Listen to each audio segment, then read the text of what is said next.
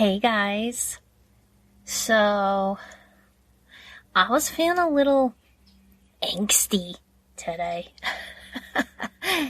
So I thought I'd write about it. And then I thought I might as well share it as this week's episode. So here we freaking go.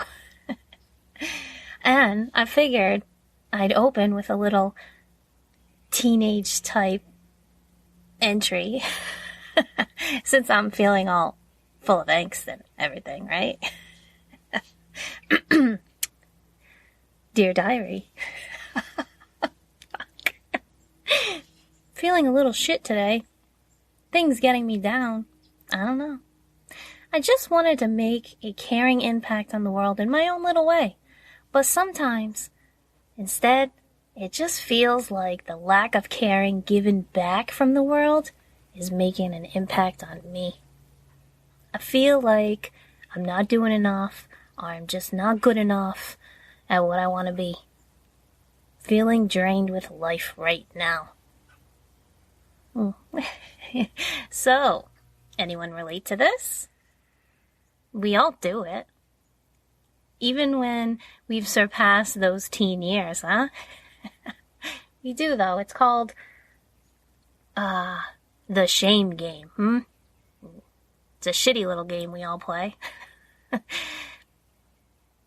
And we often feel it, shame, when we don't quite see the tangible results of our efforts yet. The ego tells us we suck. Mine likes to tell me I fucking suck. So there you go. I win. No, but for some reason, we have it in our human brains that our own success must be instant. But we will fully acknowledge that other people gain their success over time. Or that ours must be a giant grand event that we work our whole existence to culminate to. But we dismiss small wins as if they mean nothing to our growth just because they seem small. I don't know.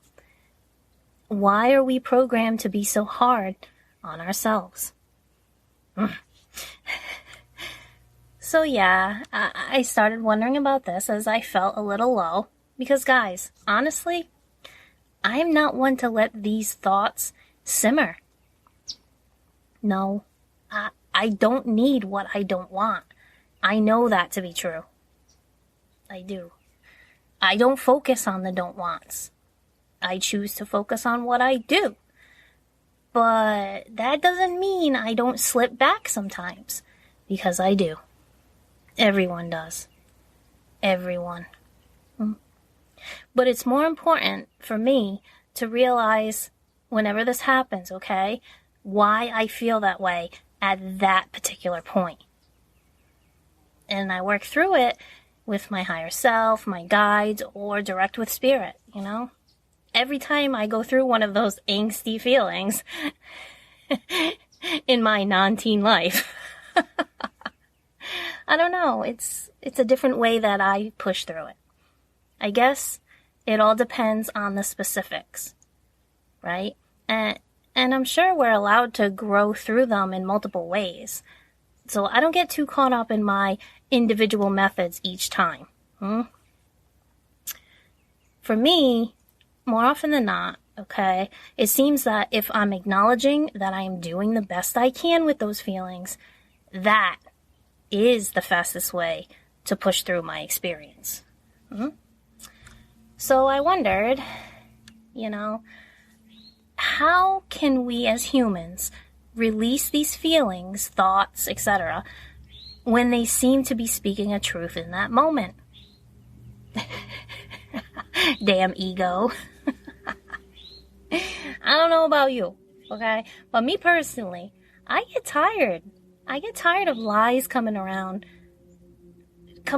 me, just trying to convince me they're true. Right? I'm just saying, I've learned to honor my intuition. So I know what feels right and true. But still, It tries.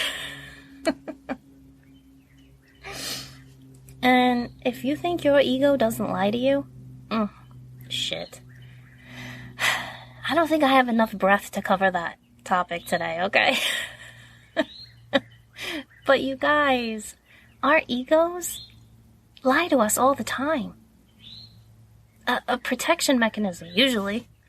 Our own defense system, because something had appeared now that is similar to something in the past that hurt us in some way. So our ego anticipates more hurt. And if we always listen to that, we start to miss out on living. Remember, I said in my last episode, a bad experience doesn't mean a bad life. It's part of life sometimes, yes, but it's not ever life itself. And I believe that. For a long time, I believe the put-downs about myself from myself. Because I didn't listen to those angsty feelings. I hid them. But whenever I hid them, my ego was talking to them the whole fucking time. And bitch was eating up whatever they had to say. And then coming back and telling me all about it, right? That's what our egos do. Clicky little teenagers they are, right? That's what they do when we don't own our feelings. Especially the ones that are not so nice all the time, yeah? I say to my ego one thing to shut down that bullshit. You want to know what I say? I will, I'll share it with you. And maybe it helps you too, Because this is the truth.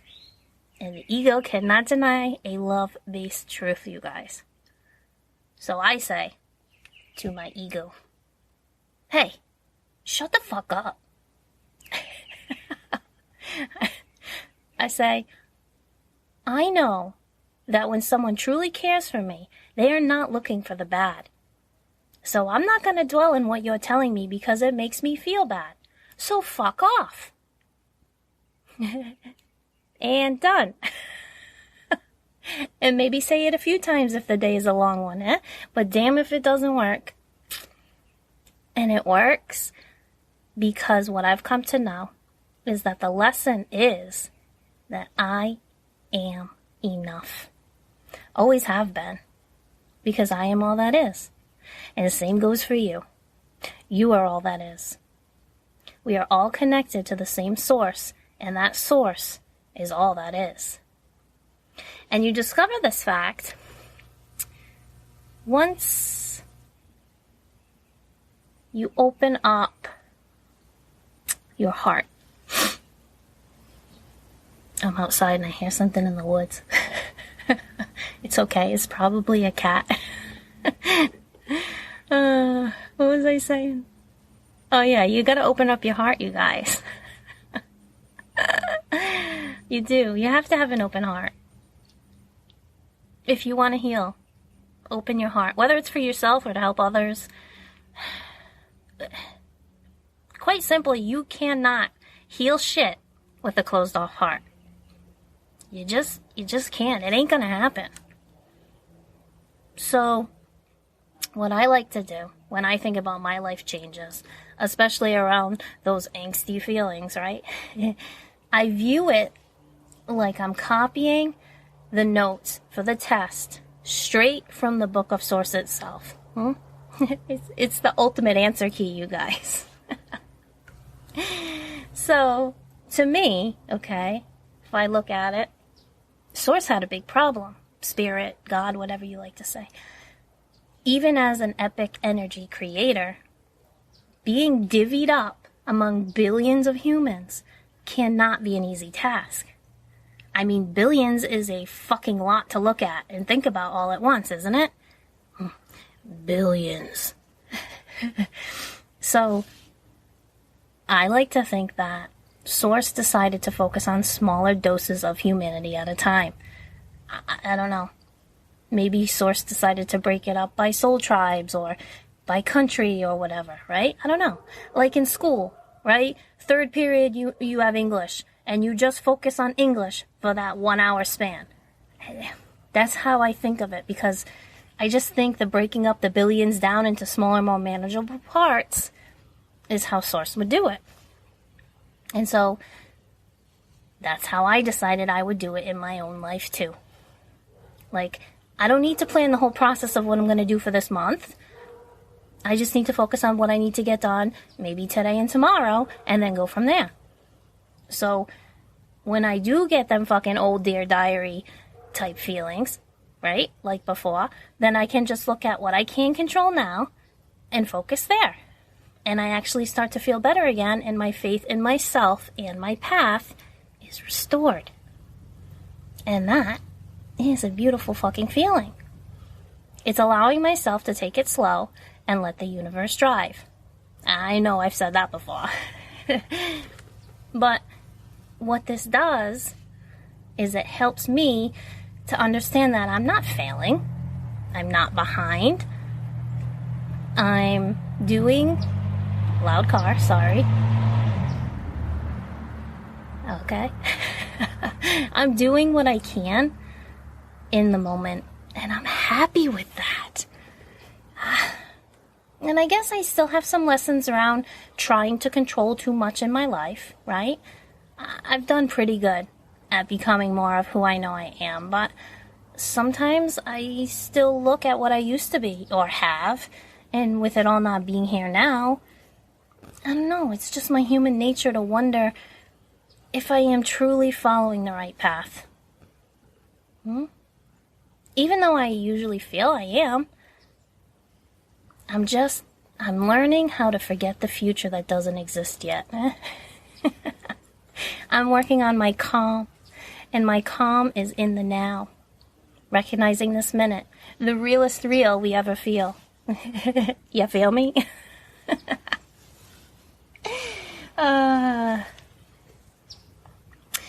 I was listening to Bashar speak about something as to why we feel this way as humans. Bashar, if you haven't heard of him before, he is a multi-dimensional being that is channeled through this guy named Daryl. And Daryl's been channeling him and spreading messages to help humanity since the 80s. And you know me, I like to look at all different avenues and all different things. So anyway, it's pretty interesting stuff. So feel free to look into it. But for now, this one topic is what I want to share. So I was watching this video, and a woman stood up to ask a question of him. And before she did, like, the first thing out of her mouth was an apology. And she apologized because she felt her question was mundane. And Bashar said to her, no questions were mundane. And why did she think that? And she said, you know, everybody else was asking what she thought were more important or impactful things. And then he asked her, well, is the question important to you? And she said it was. And then he said to her, well, then how can something important to you be mundane? And the answer is, it can't. It can't. He went on to say that in life, okay, we humans expect that when we follow our bliss and excitement, that all our experiences have to be life-altering and purposeful. And when we find that we are having a mundane moment, or, you know, a normal day, or whatever, we start to question ourselves and what we're believing. What we are meant to do is break up the idea of this concept. Just like I break up life situations into smaller bits like I thought Source might do, right? We have to come to understand that finding the excitement means also finding it in the mundane. All right, hear me out. Whatever you have to do today, the basic of living life in its fullest, the basic of that is to find joy in all things, every day. Do the ones that bring you the most excitement and joy. Like, yes, you have to clean the house, but when you do it blasting your favorite playlist, you enjoy it more, right? So you would do that. Make sense? We need to understand, okay, that life is both big and small at the same time. And we need to also allow joy to be big and small at the same time. And I think that's how life is meant to be felt. Even the mundane bits of it, yeah? Think of those emotions. You guys hear the bee? Hey, bee. Bee's a good sign of abundance, you guys, so there you go. Yeah, think of the emotions, okay, as like one string that's part of an interconnected webbing of our worlds. So enjoying them in all moments, feeling that excitement will bring more of it to you. Like the spider web, okay? The spider isn't chasing all over the web for its food. No, it sits, knowing it's connected to the web, and when the vibration comes down the web, that's when the spider acts. So you choose. You choose in whatever options are in front of you, which causes you the most excitement, and you do what you can with that option until there is no more. And then when you come to the next bunch of choices, you do it again and again and again. Because what it does is you're making the effort on your actions. And because of that, the universe is giving you more, what is matching your vibrations, and soon your excitement is what is sustaining your existence. You're supporting your life by what excites you. But what happens is we, us humans, we simply don't believe it. Or we don't want to.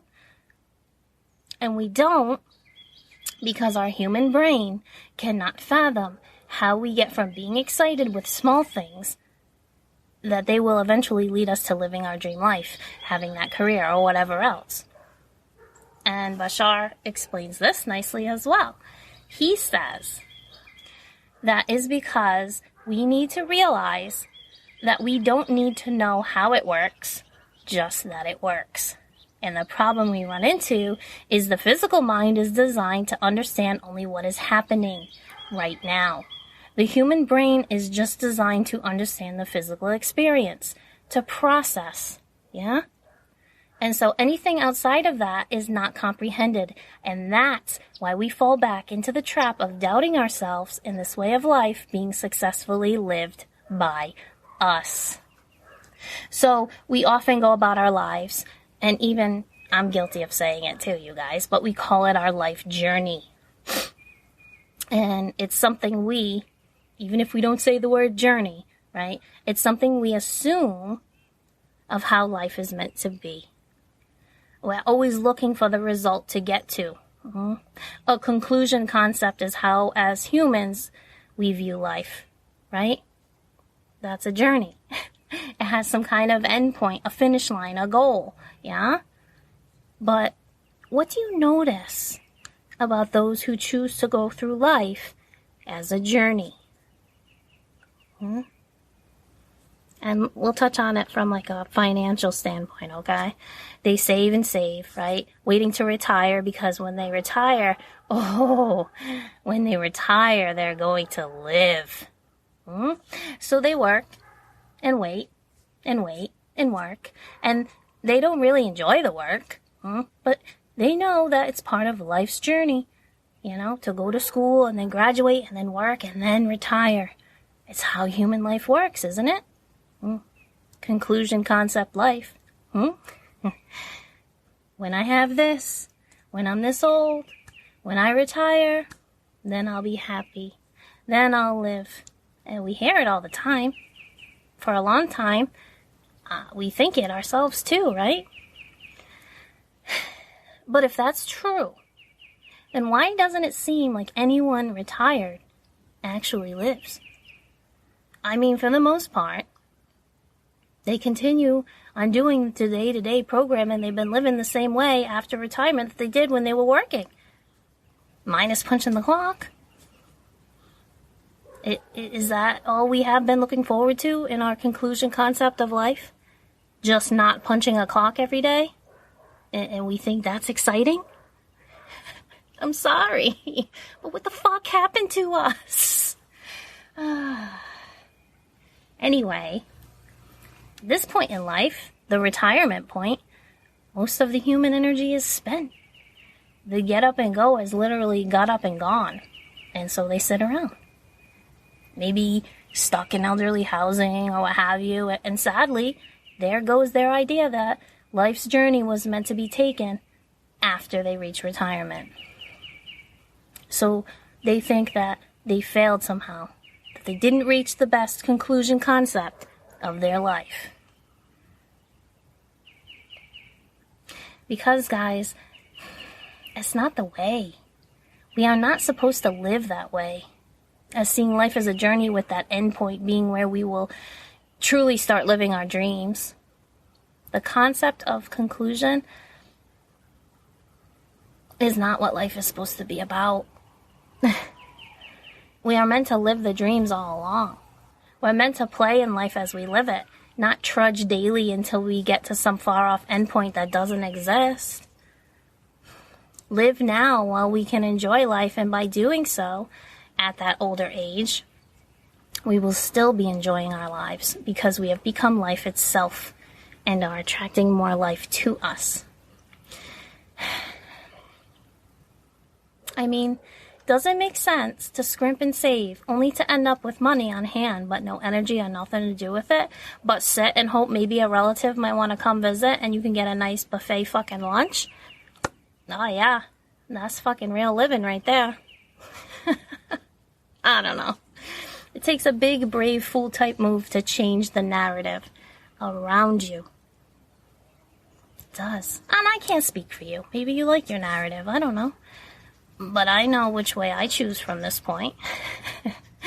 And I think you can look at a lot of people, just observe and see what I'm saying. And then choose your own best path. I don't know. We put off more because we think we have the time. And that we are following what we should because, quote unquote, that's just how life goes. But guys, who the fuck said? Right? I'm telling you, I don't say. I don't want my life to be so short that it begins at 65. I'm choosing to take my reins now and lead my own life. No longer journeying, but now riding down whatever path feels exciting to my soul. And I'm not sorry for it. And I'm not sorry to break a mold that I never asked to be a part of. I'm not sorry that I'm doing what makes me feel alive and happy, especially because I know I'm just living for my own light to shine. That's it. I don't need to be like her or look like them to feel like me. I feel like me when I feel excited about anything at all. When I get the desire to write or paint, I'm excited and I feel like me. When I meet a new person or get to travel to interesting places, I feel excited and I feel like me. When I find a path that looks so inviting I want to walk it and learn more about myself as I go, I feel excited and I feel like me. I'm saying there comes a point in life when we realize that we are who we are, and if we are able to be ourselves without fear, then we are able to live that dream life the entire fucking time. Because we realize our own self-sabotaging ways of thinking we have to be or look or feel or act like the crowd or follow those generations before us. We step away from that. How it's always been done clearly hasn't ever worked, so why do we keep trying to do it thinking that maybe we will be the ones to finally change it? Seems to me that the change needs to be more around the concept of what is, rather than who is, approaching the concept generationally. I mean, what if all that are listening now, okay? What if you start with you and change how you look at the life you live now? And the first step is to change how you view yourself. As you can, then you will no longer feel the need to allow the ego to control how you act in situations in life. And that change does take some practice. It does take some practice to become constant. But it's worth it. Because you're worth it. And guys, if you're scared of change, well, I hate to be the one to fucking break it to you, but you, my friend, are also afraid to live. Because life is change. Life is change. It's how we see where we feel excited. How are you meant to feel excitement if you're not happy living your day to day? If you're at a point where you can't feel any type of excitement anymore, then your soul is guiding you to change. Don't fear that. Please don't fear that. I am asking you from my own heart space. Because I too once feared that kind of change. But once I released my control and allowed myself to be guided by the universe, I found that it was always working out for me. And that the change was necessary for me to believe in myself and my dreams all along. I don't know. It allowed me to feel like me again, not the shell of myself that the world I was living in made me become. And I truly want that for you guys too. Because I know if you're listening to me, you're looking for something to change in your life. And maybe you're just unsure as to how you can do it, because also like me, you might be doing it alone. And that's why I share, because my healing was done solo. Well, minus my guys. But with very little understanding from the humans around me. And I just wanted to help others who might be there too, because, I don't know, I would hate to see light be diminished just because a person feels alone and misunderstood as they heal. Because I did. And look, I'm just me. Just like you think you're just you. But I'm telling you, if you can push through, you too can get where you want to be. So I'm begging you. I'm down on my knees, baby. Don't fucking shy away from needed change. Because it's part of becoming who you always were. The change is breaking away from who they made you think you had to be. The real you isn't changing. The real you has always been there begging to be free again. Like you were when you were a child. So I do. I hope you feel better here and know that I get you. I really do. And maybe these episodes find you all at once, or maybe you cycle through different ones whenever you're called to. But you're welcome here. Welcome here to use anything I say that may feel helpful to you on your own paths, yeah? So, feel the excitement around those changes in life. Gracefully allow whatever comes to you to move through you without controlling. When you do and express your true self to the world, you're bringing so much light to it, and that is a very powerful feeling. When you embrace your own light and allow the universe to let your shine be seen. Trust me, honey, there is not one fucking thing about you that is mundane enough to not be seen as exciting. Especially when you're shining like you were always meant to. And that's a direct quote from the universe to you. Okay. That's all for now, my friends. Live in love. And I, for one, am so excited to see your beautiful light shine. I'll talk to you all later. Bye.